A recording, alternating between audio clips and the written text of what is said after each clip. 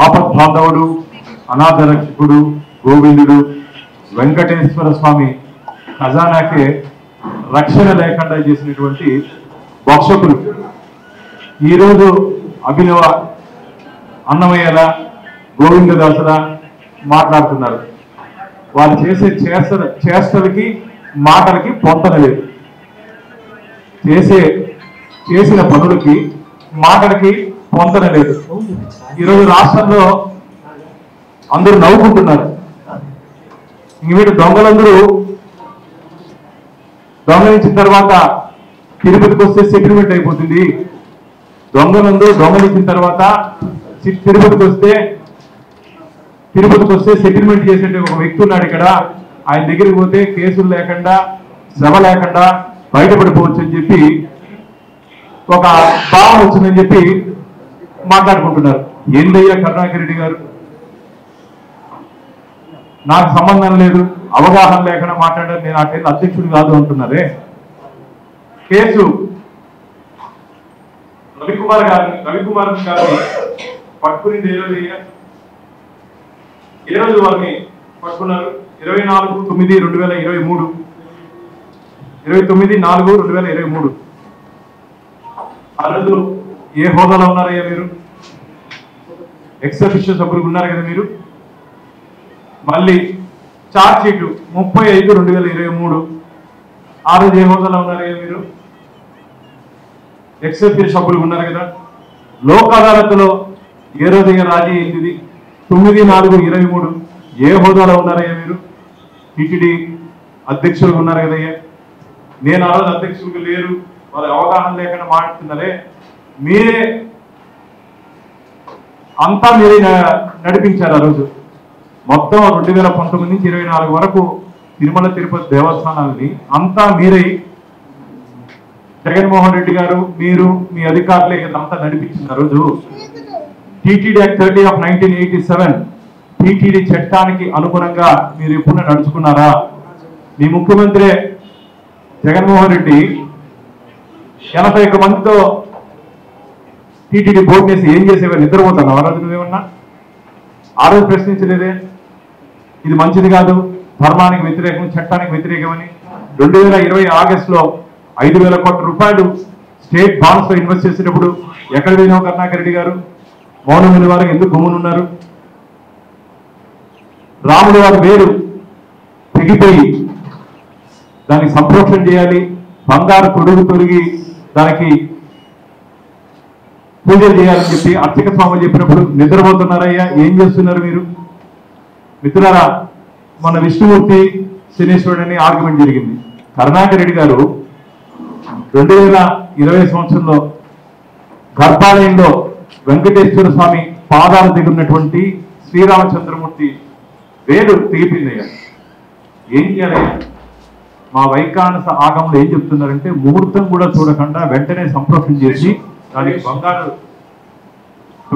తొడిగి పూజలు నిర్వహించాలని చెప్తే హైందవ వ్యతిరేక ప్రభుత్వం కదా, ఎంత చెప్పినా స్వామివారి పట్లే అపచారం చేస్తారా మీరు? గర్భాలయంలో మీరే ఈరోజు మాకు నీతులు చెప్పేది, మీరే మాకు ఈరోజు నీతులు చెప్పేది అంటున్నా. అసలు చెట్టు కింద పనిచేయదు ఎందుకు కరుణాకర్ రెడ్డి గారు? అంటే దొంగలించుకున్నది. నేను ఒకటి అడుగుతున్నా, సెటిల్మెంట్ 40 కోట్లకు జరిగిందా, 400 కోట్లకు జరిగిందా? సెటిల్మెంట్ 40 కోట్లకు జరిగిందా, 400 కోట్లకు జరిగిందా అని ప్రజలు అడుగుతున్నారు. సెటిల్మెంట్ చేసే అధికారం మీకు లేదు. వెంకటేశ్వర స్వామి హుండీలో కానుకలు పడిన తర్వాత అది మొత్తం వెంకటేశ్వర స్వామి ప్రాపర్టీ. ఎవరికి ఏం హక్కు ఉంటుంది దాంట్లో? లోక్ అదాలత్లో ఏ విధంగా దీన్ని కాంప్రమైజ్ చేస్తారు? ఇది కాంపౌండబుల్ కేసే కాదే. మా అడ్వకేట్ గారితో మాట్లాడాను నేను, అజయ్ గారితో 1 గంట సేపు డిస్కషన్ జరిగింది దీని మీద. మాకు అసలు రాబోయే 2-3 రోజులు ఇంకా మీరు సెన్సేషన్ వార్త కూడా వింటారు. ఒక 2-3 రోజుల్లో దీంట్లో ఇంకా లోతుగా వింటారు. ఉన్నాయి, ఇంకా 2-3 ఇష్యూస్ ఉన్నాయి. అసలు ఇది మంచిది కాదు. కరుణాకర్ రెడ్డి గారు ఎంతో సైంధవుడు అన్నారు ఒక్కరోజు. ఏం సైంధవుడు ఏంటి? నువ్వు ఏం మాట్లాడుతున్నావు, దేన్ని రెఫర్ చేస్తున్నావు, ఎందుకు రెఫర్ చేస్తున్నావు నీకన్నా అర్థమవుతుందని అడిగిన.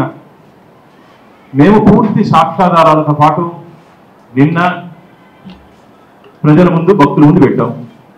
మీడియా సహకారంతో. నువ్వు ఈరోజు మాట్లాడుతున్నావే, ఆ రోజు ఎందుకు సెటిల్మెంట్ అయిన రోజు నువ్వు ఎందుకు మీడియాకి చెప్పలేదు?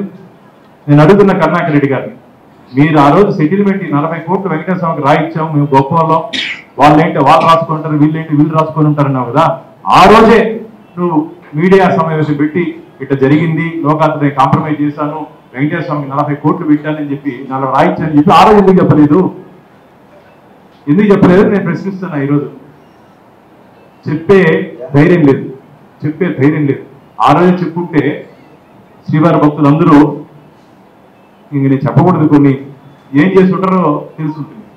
నీకు అధికారం లేనప్పుడు ఈరోజు దొంగ పట్టుబడిన తర్వాత మేము అది చేస్తుంటాం, మేము అది చేసాం, ఇంత ఇంత వెంకటేశ్వర స్వామికి ఇంత లాభం చేసి పెట్టు. నువ్వెవరో లాభం చేసి పెట్టేదానికి, మీరెవరయ్యా? భక్తుల కానుకలతో నడుస్తున్నటువంటి ధార్మిక క్షేత్రం శ్రీవారి క్షేత్రం, వెంకటేశ్వర స్వామి క్షేత్రం. మీ మెహర్బానీతో మీరు చేసేది ఏమీ లేదు. అక్కడ స్వామివారు మన ద్వారా చేయించుకుంటున్నాడు అంతే. వారి భక్తులకి ఏం కావాలో మన ద్వారా చేయించుకుంటున్నారు. కానీ మీరు వచ్చిన తర్వాత నేను న్యాయబద్ధంగా చేశాను, నా కర్మలు ఏమి చేయలేదన్నారే. స్విమ్స్ హాస్పిటల్లో మెడికల్ షాపులు, స్విమ్స్ హాస్పిటల్లో మెడికల్ షాపులు టెండర్ లేకుండా ఎందుకు ఇచ్చారు? దాంట్లో ఒకటి నీ టైపిస్ట్ పేరుతో కూడా ఒకటి ఉంది కదా, నీకు కావాల్సిన మనిషి పేరుతో ఒకటి ఇచ్చుకున్నారు కదా, సుబ్బారెడ్డి గారు వారి మనుషులకి ఇచ్చుకున్నారు కదా. కేవలం 20,000 రూపాయలకి ఓపీ బ్లాక్ లో మిత్రులారా అక్కడ నుండి కింద మొత్తం ఖాళీ చేయించి జనరిక్ మెడిసిన్స్ అమ్ముతాడు, అక్కడ ఉండే పేషెంట్స్ కి మంచి జరుగుతుందని చెప్పి 20,000కి ఇచ్చాడు. జనరిక్ కాకుండా మొత్తం జనరల్ మెడిసిన్స్ అమ్మాడు. దాంట్లో నెలకి 20 లక్షల రూపాయలు ఎవరికి వెళ్ళింది? ఆ ఒక్క షాప్ నుంచి 20 లక్షల రూపాయలు ఎవరికి వెళ్ళింది? ఆ 20,000 రూపాయల షాప్ నడుపుతున్నట్టు వ్యక్తే ఈరోజు మేము టెండర్లు పిలిస్తే 34 లక్షలు కేసాడు మిత్రులారా. ఎంత? 34 lakhs పర్ మంత్. 20,000 ఎక్కడ, 34 లక్షలు ఎక్కడ? ఇంకో మెడికల్ షాప్ పద్మావతి బ్లాక్ ముందు 16,000కి ఇచ్చారు. దాని మీద టెండర్ ఇస్తే ఈ 34 లక్షలకి ఎవరేశారో ఆ మహానుభావుడు 23 లక్షలు కేసాడు. అంటే 34 ఒక 23 ఎంత? 57 లక్షలు. నెలకి 57 లక్షలు స్వామివారి ఖజానాకు పోకుండా ఎవరు ఖజానాలోకి వెళ్ళింది? స్వామివారి ఖజానాలోకి వెళ్ళకుండా నామినేషన్ పద్ధతి ఇచ్చేది ఏంటయ్యా? మీరే ఈరోజు మేము ఉన్నప్పుడు అంతా సవ్యంగా జరిగింది, అంత న్యాయంగా జరిగిందని చెప్పి సినిమా డైలాగులు మాట్లాడుతున్నారు. ఇది మంచిది కాదు కరుణాకర్ రెడ్డి గారు. ఇంకో విన్నా నేను, నా మీద సిబిఐ అంటే మీ నాయకుడి మీద సిబిఐ వేశారని, మీ మీద కూడా సిబిఐ వేయాలా? ఎస్ఐ స్థాయి అధికారి విచారణ చేస్తే చాలు, మీకు సిబిఐ అవసరం లేదు. ఎస్ఐ స్థాయి అధికారి విచారణ చేస్తే చాలు. మొత్తం ఏం జరిగింది, ఎందుకు జరిగింది, ఎప్పుడు జరిగింది మొత్తం బయటపడిపోతుంది కరుణాకర్ రెడ్డి గారు. అంటే నీ చుట్టుపక్కల వాళ్ళందరూ జైల్లో ఉన్నారని, నేను కూడా జైలుకి వెళ్ళాలని చెప్పి ఏదైనా కోరుకుంటే తొందరగా తీరుతుంది. అది కూడా చుట్టుపక్కల వాళ్ళందరూ జైల్లో ఉన్నారు కదా, మనం కూడా పోవాలా, క్రెడిట్ పెట్టుకోవాలా, నెక్స్ట్ ఏదైనా టికెట్ రావాలా, అలా ఏదైనా వాళ్ళకి ఏమైనా ఆలోచన ఉందేమో. ప్రజలు అంటున్నారు, నాకు మెసేజ్ చేశారు, అలా చుట్టూ ఉన్న వాళ్ళకి జైలుకి పోయినారు కదా, వీరికి కూడా మనసులో ఏమైనా బాధ ఉందేమో, పోవాలని, అందుకని ఎంక్వైరీ సిబిఐ అంటున్నాడు. కాబట్టి ఇవన్నీ మంచిది కాదు కరుణాకర్ రెడ్డి గారు. మేమైతే రాజకీయ కక్షతో పని చేయట్లేదు. మళ్ళీ మీరు చెప్తున్నాం, వెంకటేశ్వర స్వామి దగ్గర మేము కాపలాదారులము. స్వామివారి దగ్గర జరిగినటువంటి అపచారాలు, అన్యాయాల్ని మేము బయట పెడుతున్నాము. మేము ఆధారాలతో మాట్లాడుతున్నాం. మీరు ఆధారం లేకుండా వెంకటేశ్వర స్వామి క్షేత్రం మీద, స్వామివారి మీద ఇలా అసత్య అబద్ధ ప్రచారాలు ఇంకనన్నా మానుకోండి. రాజకీయం ఉంటే రాజకీయంగా చూసుకుందాం. ఇలాంటి మాటలు మాట్లాడద్దని చెప్పి కరుణాకర్ రెడ్డి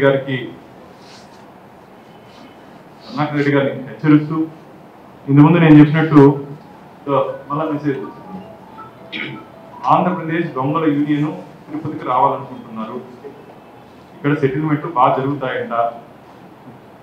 కోర్టుకు పోవాల్సిన కోర్టు లోకాలలో పోతే సింపుల్ గా కేసులు పరిష్కరించుకోవచ్చు. ఏందయ్యా అంటే మీరు ఎవరికి స్ఫూర్తి? అంటే ఆయన చెప్పారు, నా హయాంలో జరిగితే నేను అలిపేరులో సహా నడుకోవడానికి సిద్ధం. ఆ రోజు ఎవరు ఏ హోదాలు ఉన్నారో అని అడుగుతున్నా. ఆ రోజు ధర్మకర్తల మండలి సభ్యులు ఎక్సెప్టిషో కదా ఆయన, అంతా తానే నడిపించాడు కదా.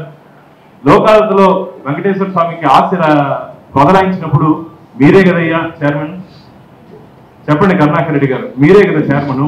ఇంత తప్పు ఆ రోజు ఎందుకు చెప్పలేదంటున్నా. కాంప్రమైజ్ 40 కోట్లకు జరిగింది, ఆయన 40 కోట్లు ఆస్తులని. బయట భక్తులు 40 కోట్లకు జరిగిందా 400 కోట్లకు జరిగిందా అని అడగమంటున్నారు మమ్మల్ని. 40 కోట్లకు జరిగిందా 400 కోట్లకు జరిగిందా? ఈ సెటిల్మెంట్ లేదని అడుగుతున్నా. సెటిల్మెంట్ చేసే హక్కు అధికారం సాక్షాత్ ఈ రాష్ట్ర ముఖ్యమంత్రికి కూడా లేదు. ఈ రాష్ట్ర ముఖ్యమంత్రికి కూడా లేదు. వెంకటేశ్వర స్వామి దగ్గర ఖజానాన్ని డబ్బుని కాంప్రమైజ్ చేసి వాటాలు చేసుకునే హక్కు ఎవరికి లేదు. ఆయన రవికుమార్ గారి దొంగలిస్తే కొందరు గజ దొంగలు పంచుకున్నారట. సోషల్ మీడియా ఒకసారి చూడమని చెప్పండి. ఇదేంటి రాజకీయ విమర్శలు కాదు, భక్తుల నుంచి వచ్చినట్టు విమర్శలు. దొంగలు దోచుకుంటే గజ దొంగలు పంచుకున్నారు. ఇది మంచిది కాదు. కాబట్టి మళ్ళీ మళ్ళీ చెప్తున్నా, మా ధర్మకర్తల మండలి దీని మీద చాలా సీరియస్గా ఉన్నాం. మా చైర్మన్ గారితో కూడా ఈరోజు మాట్లాడడం జరిగింది. ఆ హయాంలో జరిగినటువంటి ఈరోజు ఒక్కొక్క దాన్ని భయపడిపోతే ఎట్లా మీరు? నిన్న మేమేదో వీడియో రిలీజ్ చేస్తేనే రాజకీయ ఆరోపణలు చేస్తున్నారే తప్ప ఇప్పటివరకు ఏమీ పేకలేదు. ప్రజలు పీకేశారు, చాలు కదా. ప్రజలు పీకేశారు. 62,000 ఓట్ల పై చిలుపుతో ప్రజలు పీకేశారు. ఇక దానికన్నా ఇంకేం కావాలి శిక్ష మీకు? మీ నాయకుడి ప్రతిపక్ష హోదా కూడా ఇవ్వలేదు, ప్రజలు పీకేశారు. దానికన్నా ఏం కావాలి? నాకు ఇప్పుడు ప్రతిపక్ష హోదా కావాలి ఆయన తిరుగుతున్నాడు. ప్రజలు పీకేశారు. ఇంకేంటి? భగవంతుడు డైరెక్ట్ వచ్చి పీకుడు. ముందు ముసల పండగ, అది చిరంజీవి గారు ఏదో చెప్తారు, క్రోకడైల్ ఫెస్టివల్ అని ఉంది, తొందరలోనే వెళ్ళి ఉంది. దీన్ని లీగల్ గా మా లీగల్ ఎక్స్పర్ట్ మాట్లాడాము. దీంట్లో ఉన్నట్టు వివరాలు చెప్తారు. 2-3 రోజుల్లో ఈ వారం లోపల నీకు సెన్సేషన్ న్యూస్ కూడా వినబోతారు ఈ కేసు సంబంధించి.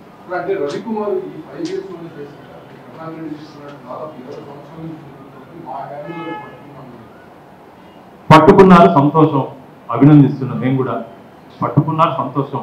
పట్టుకున్న వాడిని ఎందుకు శిక్షించలేదు?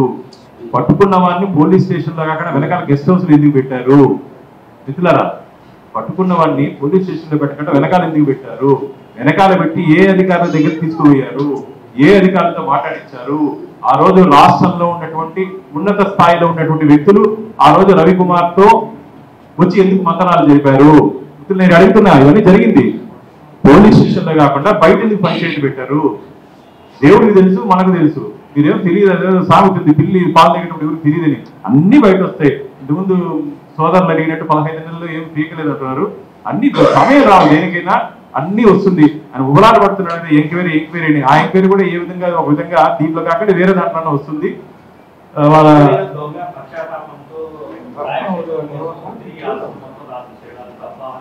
తప్పు, ఖచ్చితంగా తప్పు. దొంగ ఏంది ప్రశ్న? అట్లయితే ఈ కోర్టులు, న్యాయస్థానాలు, జైళ్లు, బెయిల్ ఎందుకు?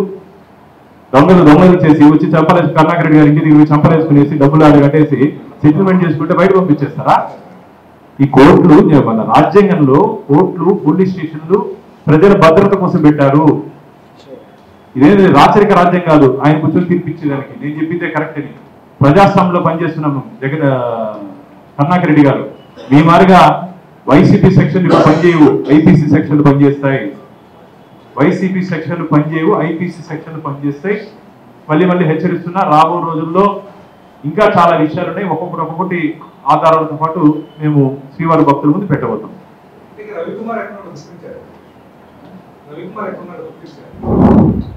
రవికుమార్కి ఆయనకి వాళ్ళ ఫ్యామిలీ కూడా భద్రత కల్పించాలి. ముఖ్యమంత్రి గారు వచ్చిన సందర్భంలో ఆ అంశాన్ని తీసుకుంటాం.